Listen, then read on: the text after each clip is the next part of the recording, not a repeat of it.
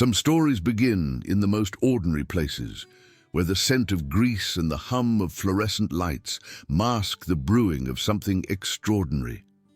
This is one of those stories, a tale that would ripple through the halls of Riverside High School like wildfire, forever changing how students looked at the quiet ones among them.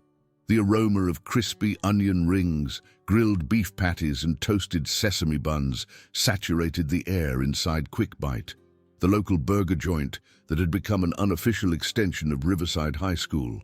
On this particular Friday evening, the restaurant buzzed with its typical weekend energy. Students clustered around red vinyl booths and plastic tables, their voices creating a symphony of teenage life, gossip about weekend plans, complaints about upcoming exams, and the endless drama that seemed to define high school existence.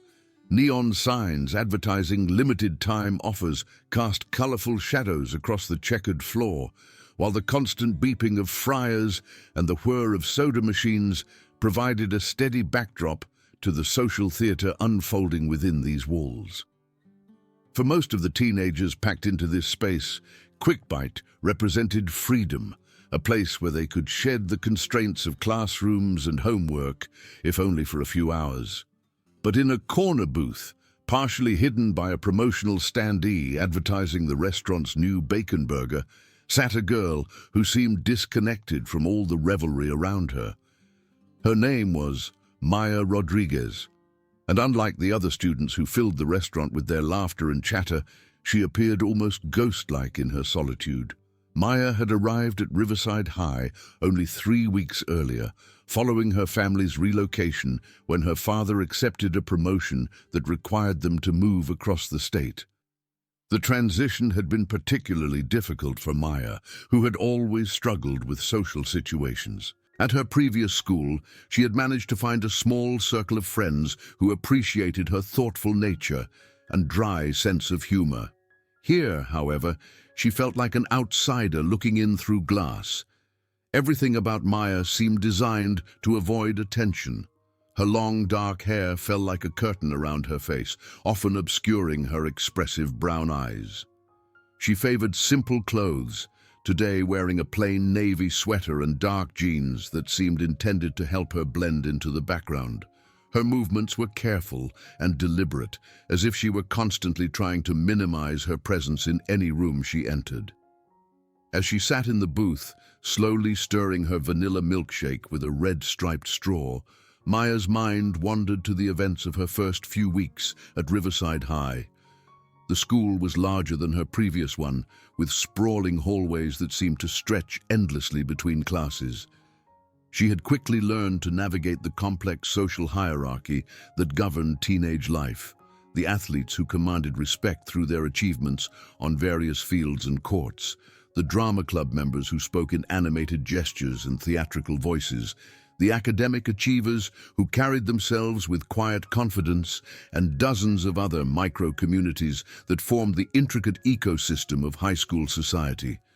What troubled Maya most was not her inability to find her place within these groups, but rather the growing sense that she had attracted the wrong kind of attention. Over the past week, she had become increasingly aware of eyes following her through the hallways, of conversations that seemed to quiet when she passed, of smirks and whispered comments that made her skin crawl with unease. The source of this unwanted attention had become clear enough. A group of 5 boys who seemed to consider themselves the unofficial rulers of Riverside High. They moved through the school like sharks through water, confident in their power to intimidate and control those they perceived as weak. Maya had done her best to avoid them, taking different routes between classes and timing her movements to minimize encounters. But she knew that her efforts to remain invisible had only served to make her more intriguing to them. As she sat in Quick Bite, Maya tried to push these worries from her mind. She had come here hoping to find some peace, to enjoy a simple meal without the weight of curious stares and whispered comments. The restaurant was neutral territory, she had reasoned, a place where the social rules of school might be temporarily suspended. She was wrong. The glass doors of Quick Bite swung open with enough force to rattle the bell hanging above them, announcing the arrival of 5 figures who immediately commanded the attention of everyone in the restaurant. They entered like a storm front, their loud voices and confident swagger creating an atmosphere of tension that seemed to suck the casual energy from the room. Leading the group was Derek Hawthorne, a tall, broad-shouldered senior whose athletic achievements on the football team had earned him a level of respect that he had gradually corrupted into fear. His sandy brown hair was perfectly styled, and his clothes, an expensive leather jacket over a designer t-shirt, announced his family's wealth as clearly as if he wore a price tag. Derek possessed the kind of charisma that could have made him genuinely popular, but he had chosen instead to wield his influence like a weapon. Behind him walked Kevin Mills, Derek's closest friend and most eager accomplice. Kevin was shorter than Derek, but compensated for his lack of physical presence with a cruel streak that seemed to know no bounds. His dark eyes held a calculating intelligence that he used primarily to identify the vulnerabilities of others. Where Derek might occasionally show flashes of conscience, Kevin seemed genuinely to enjoy the suffering of those he targeted. The third member of their group was Connor Walsh, a lanky boy whose nervous energy often manifested in fidgeting and restless movement. Connor was perhaps the most conflicted of the 5, occasionally showing signs of discomfort with their behavior, but his loyalty to the group and his fear of becoming their target kept him participating in their cruelties. Austin Carter brought a different energy to the group. He was the jokester, the one who could make even their most vicious pranks seem like harmless fun. His easy smile and quick wit had charmed teachers and parents, making him nearly untouchable when accusations arose. Austin had perfected the art of maintaining plausible deniability while participating fully in the group's worst behaviors. Finally, there was Hunter Brooks, the newest addition to their circle. Hunter was still trying to prove himself worthy of inclusion, which made him perhaps the most dangerous of all. His eagerness to impress the others led him to suggest increasingly extreme pranks and to push boundaries that even Derek might hesitate to cross. Together, these 5 had created a culture of fear at Riverside High that extended far beyond their immediate victims. Teachers looked the other way, administrators made excuses, and students learned to keep their heads down and avoid drawing attention. They had become untouchable, drunk on their own power, and convinced of their immunity from consequences. As they surveyed the restaurant, their eyes inevitably settled on Maya's corner booth. She felt their attention like a physical weight, her stomach dropping as she recognized the predatory interest in their expressions. She kept her gaze fixed on her milkshake, hoping desperately that they would order their food and leave her alone. But Maya Rodriguez carried secrets that these boys could never have imagined. Beneath her quiet exterior lay years of training that had shaped both her body and her mind in ways that were not immediately apparent. Her father, Miguel Rodriguez, was a former military man who had spent years studying various martial arts before passing on his knowledge to his daughter. The training had begun when Maya was 7 years old, initially as a way to build confidence and self-discipline. Miguel had been a patient and demanding instructor, teaching Maya that true strength came not from the ability to inflict harm, but from the control to avoid it. He had emphasized the philosophical aspects of martial arts as much as the physical techniques, the importance of respect, humility, and using one's abilities only when absolutely necessary. For Maya, these lessons had become more than just physical training. They had become a way of understanding the world. She had learned to read body language, to sense aggression before it became action, to remain calm in the face of provocation. Most importantly, she had learned that true power lay in choosing not to use one's abilities, in finding peaceful solutions to conflicts whenever possible. This philosophy had been put to the test 2 years earlier when Maya's mother, Elena, had been diagnosed with cancer. The illness had been swift and merciless, taking Elena from them within months of the initial diagnosis. In her final days, Elena had made Maya promise to use her training wisely, to never let anger or vengeance guide her actions. Maya had kept that promise, even when it meant enduring bullying at her previous school without retaliation. She had learned to absorb insults, to deflect aggression with humor or silence, to find strength in restraint rather than action. The small silver necklace she wore, a delicate chain holding a star-shaped pendant that had belonged to her mother, served as a constant reminder of that promise. Now, as Derek and his friends approached her table with the slow, deliberate movements of predators closing in on prey, Maya felt the familiar tension between her training and her promise. Every instinct her father had drilled into her screamed warnings about the approaching threat, while her mother's memory counseled patience and peace. Derek reached her table first, his friends forming a semicircle behind him that effectively trapped Maya in the booth. The noise level in the restaurant seemed to drop as other customers sensed the confrontation brewing, though none appeared willing to intervene. "Well, well, well," Derek said, his voice carrying easily across the restaurant. "Look what we have here. The mysterious new girl, all alone." He placed his hands on the table and leaned forward, invading Maya's personal space with practiced ease. "What's wrong, sweetheart? Don't you have any friends to sit with?" Maya kept her eyes on her milkshake, watching the foam slowly dissolve as she fought to control her breathing. She had faced this type of intimidation before, and she knew that engaging would only escalate the situation. Her father had taught her that the first rule of conflict was to avoid it entirely whenever possible. Kevin slid into the booth opposite Maya without invitation, his presence forcing her to acknowledge their intrusion. "Maybe she's too good for the rest of us," he suggested with mock sympathy. "I mean, look at her, sitting here like some kind of princess in her castle." The comparison stung more than Maya cared to admit. She had never considered herself superior to anyone. If anything, she often felt inferior to her more socially confident classmates. But she understood that Kevin's words weren't really about her. They were about creating a narrative that would justify whatever humiliation they had planned. Connor fidgeted behind Derek, occasionally glancing toward the counter where quick-bite employees continued their work with studied determination to ignore the brewing confrontation. "Maybe we should order first," he suggested half-heartedly, but his words were immediately dismissed by Derek's sharp look. Austin had positioned himself where he could observe the reactions of other customers, his easy smile never wavering, even as his eyes remained cold and calculating.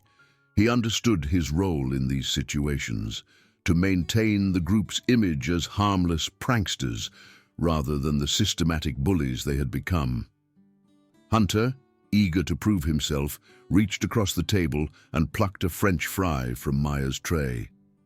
"Thanks for sharing," he said with exaggerated politeness, popping the fry into his mouth. "You don't mind, do you? I mean, you're not really eating anyway."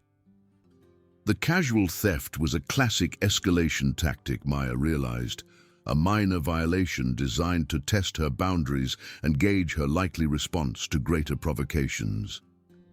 Her father had warned her about such tactics, explaining how predators often began with small transgressions before building toward more serious attacks. "Cat got your tongue?" Derek asked, his voice growing louder. "Or maybe you think you're too special to talk to us regular folks?" He straightened up and gestured broadly, ensuring that his words carried to the surrounding tables. "I mean, we're just trying to be friendly here. Welcome the new girl to our little community." Maya's hands trembled slightly as she continued to stare at her milkshake. She could feel the attention of the entire restaurant focused on their table, could sense the mixture of curiosity and discomfort emanating from the other customers. Part of her wanted to stand up, to walk away and remove herself from the situation entirely, But she was trapped in the booth by Kevin's position, and she knew that any attempt to leave would likely be blocked by the others. "Maybe she's shy," Austin suggested with false kindness. "Some people just need a little encouragement to open up." He reached over and flicked Maya's hair, causing her to flinch involuntarily. "See? She's not completely dead." The physical contact crossed another line, and Maya felt her carefully maintained composure beginning to crack. Her father's training had taught her to recognize the stages of aggression, and she understood that the boys were systematically escalating their behavior to provoke a reaction. But knowing their tactics didn't make enduring them any easier. Kevin began rifling through the items on Maya's tray, picking up her burger and examining it with exaggerated interest. "Not bad," he said, taking a large bite without permission. "Could use some salt, though." He reached for her packet of salt, tearing it open and deliberately dumping the contents onto her remaining food. The destruction of her meal was both petty and symbolic, a demonstration of their power to take and destroy her possessions without consequence. Maya watched the salt crystals scatter across her burger and fries, her stomach clenching with a mixture of anger and helplessness. "Oops," Kevin said with mock remorse. "Look what I did. Guess you're not going to be finishing dinner after all." He looked around at his friends, who responded with predictable laughter. Derek leaned down again, bringing his face uncomfortably close to Maya's. "You know what I think," he said, his voice dropping to a menacing whisper that somehow seemed more threatening than his earlier shouting. "I think you need to learn some manners. Maybe someone needs to teach you how to behave in public." The threat was unmistakable, and Maya felt her heart rate increase as her body prepared for potential violence. But still she remained silent, clinging to her promise to her mother and her father's teachings about avoiding confrontation. It was Hunter who escalated the situation beyond the point of no return. Reaching across the table, he grabbed Maya's backpack and began pulling it toward himself. "Let's see what secrets our mysterious princess is hiding," he announced, loud enough for half the restaurant to hear. "Stop," Maya said quietly, speaking for the first time since their arrival. The single word carried more authority than she had intended, and for a moment the boys seemed surprised by the steel in her voice. Derek's eyebrows rose with theatrical amazement. "Oh, she does speak!" he exclaimed, "and here I was starting to think you were some kind of mute." He gestured to his friends. "Did you guys hear that? She actually has a voice." But Hunter was already unzipping Maya's backpack, his eagerness to impress the group overriding any consideration for her obvious distress. He dumped the contents onto the table with deliberate carelessness, textbooks, notebooks, pens, and personal items scattered across the surface. Among the items that spilled from the bag was Maya's most precious possession, the silver necklace that had belonged to her mother. The delicate chain caught the restaurant's fluorescent lighting as it fell, the star-shaped pendant making a soft, chiming sound as it struck the table. Maya's breath caught in her throat as she saw the necklace lying among her scattered belongings. This piece of jewelry represented more than just a memento. It was her last tangible connection to her mother, a physical reminder of the woman who had shaped her values and beliefs. She wore it every day, keeping it close to her heart as a source of comfort and strength. Hunter noticed her reaction immediately, his predator's instincts homing in on the obvious emotional significance of the piece. "Well, well," he said, picking up the necklace and holding it up to the light. "This looks expensive. Must be pretty important to you." "Please," Maya said, her voice barely audible, "give it back." The plea only seemed to encourage Hunter, who began swinging the necklace like a pendulum. "What's the magic word?" he taunted. "Maybe if you ask nicely enough, we'll consider it." Kevin leaned forward with interest. "Looks like we found something worth keeping," he suggested. "I mean, if she's not going to be more social, maybe she doesn't deserve nice things." The casual cruelty of the suggestion hit Maya like a physical blow. These boys had no understanding of what they held, no comprehension of the memories and emotions tied to that simple piece of jewelry. To them, it was just another tool for inflicting pain, another way to demonstrate their power over someone they perceived as weak. Derek reached over and plucked the necklace from Hunter's grasp, holding it high above Maya's head where she couldn't reach it. "Tell you what," he said with false generosity, "we'll make you a deal. Answer a few questions, and maybe we'll give this back." Maya remained silent, but Derek continued regardless. "First question, why do you think you're too good to talk to people? I mean, we've been trying to be friendly, and you just sit there like some kind of ice queen." The accusation was particularly unfair, given that Maya's silence had been an attempt to avoid exactly the kind of confrontation they were now forcing upon her. But she understood that Derek wasn't really interested in answers. He was creating a performance for the benefit of their audience, establishing a narrative that would justify whatever humiliation they had planned. When Maya didn't respond, Derek shook his head with exaggerated disappointment. "Wrong answer," he said, tossing the necklace to Austin, who caught it with practiced ease. Austin examined the pendant with theatrical interest. "You know what this looks like to me," he said. "It looks like something someone might give to their girlfriend. Is that it? Do you have some secret boyfriend back in your old town?" The implication was clear. Another attempt to embarrass Maya by suggesting inappropriate relationships or behavior. Austin's talent for finding ways to make even innocent items seem questionable had served the group well in their previous campaigns of harassment. "Maybe that's why she's so stuck up," Connor suggested, finally joining the verbal assault. "She thinks she's already got somebody, so she doesn't need to be nice to the rest of us." Maya's composure was cracking under the sustained pressure.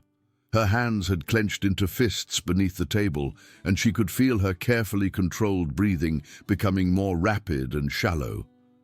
The necklace passed from Austin to Connor, each transfer moving it further from her reach and deeper into their cruel game. But it was Derek's next action that finally shattered her restraint. Taking the necklace back from Connor, he held it up and examined it with exaggerated scrutiny. "You know what?" he said thoughtfully. "I think this might be fake. I mean, look at this cheap chain and this pendant. What kind of person wears something so obviously costume jewelry?" The insult to her mother's memory was more than Maya could bear.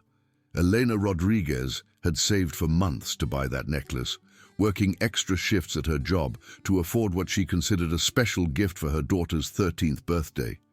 It might not have been expensive by Derek's standards, but it represented love, sacrifice, and memories that were beyond price. "Give it back," Maya said again, but this time her voice carried a different quality, an edge that made several of the boys take an unconscious step backward. Derek noticed the change in her tone and seemed energized by it. "Or what?" he asked, dangling the necklace even higher. "What are you going to do about it? Cry?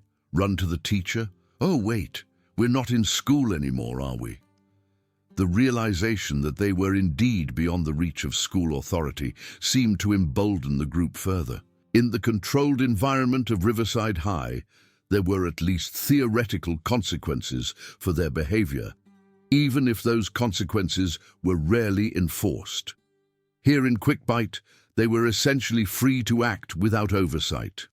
Hunter, eager to reclaim his position as the instigator, reached across the table and scattered Maya's remaining belongings further across the surface. "Maybe we should see what else she's hiding," he suggested. "I bet there are all kinds of secrets in here." The violation of her privacy, combined with the continued theft of her mother's necklace, was pushing Maya toward a breaking point that she had never experienced before. All of her training, all of her promises, all of her careful self-control was being systematically stripped away by these 5 boys who seemed to take genuine pleasure in her distress.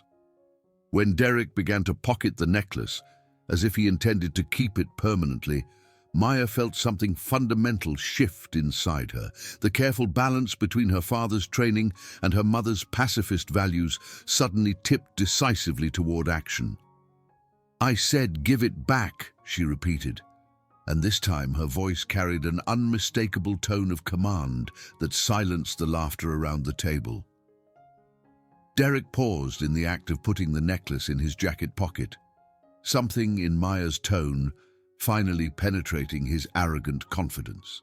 For the first time since approaching her table, he seemed to actually look at her, really look at her, rather than simply seeing her as a target for their amusement.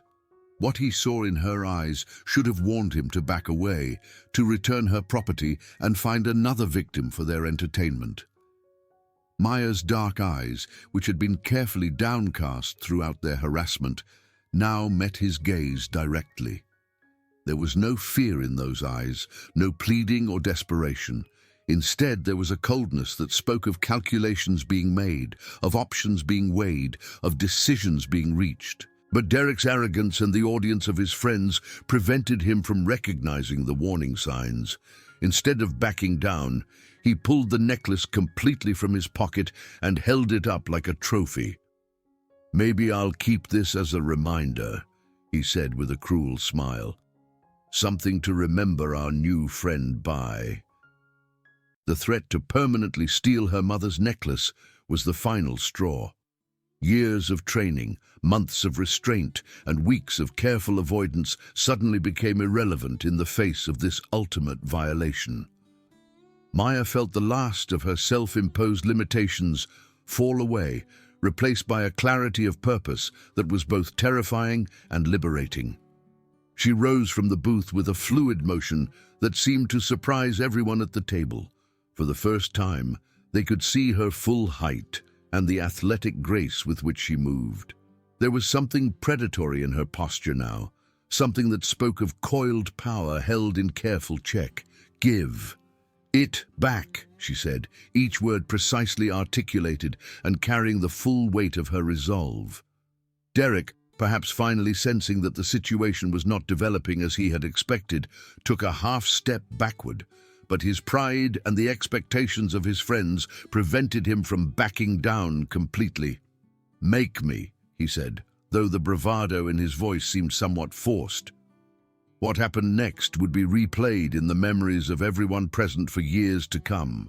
Maya moved with a speed and precision that seemed almost supernatural to those who had never witnessed trained martial arts in action.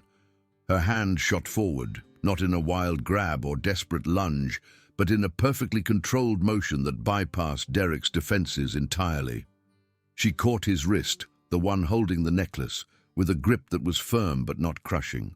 Then, with a subtle twist that spoke of years of practice, she applied just enough pressure to a specific nerve cluster to cause Derek's hand to open involuntarily. The necklace fell into her waiting palm, retrieved so quickly that most observers couldn't follow the exact sequence of movements.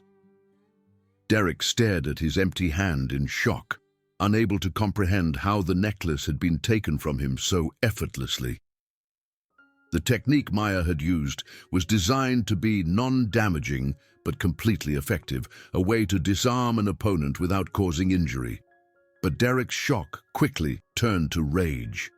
No one had ever successfully challenged him in such a direct and humiliating manner, and the presence of his friends and the restaurant full of witnesses made the situation unbearable. With a snarl of fury, he lunged forward, intending to grab Maya and retrieve what he considered his stolen prize. Maya's response was instinctive and immediate. Years of training had taught her body to react to aggression without conscious thought, and Derek's clumsy attack left him completely vulnerable to her counter. She sidestepped his lunge with minimal effort, simultaneously placing one hand on his shoulder and extending her foot in a simple but effective trip. Derek's momentum carried him forward and down, and he hit the restaurant floor with a satisfying thud that echoed throughout the dining area. The impact was probably more embarrassing than painful, but the sight of the untouchable Derek Hawthorne sprawled on the floor of Quickbite sent a collective gasp through the assembled students. Kevin, perhaps driven by loyalty or simply by disbelief at what he had witnessed, immediately rushed to attack Maya from her left side. His approach was more cautious than Derek's, but no more effective. Maya pivoted smoothly, caught his reaching arm, and used his own momentum to redirect him into the side of an empty booth.